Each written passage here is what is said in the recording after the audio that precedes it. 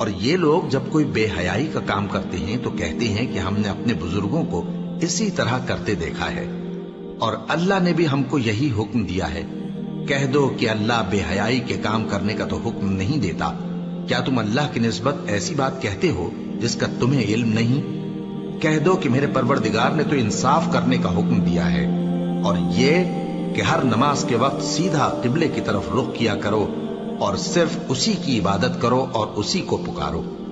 उसने जिस तरह तुमको इब्तिदा में पैदा किया था उसी तरह तुम फिर पैदा होगे। एक फरीक को तो उसने हिदायत दी और एक फरीक पर गुमराही साबित हो चुकी।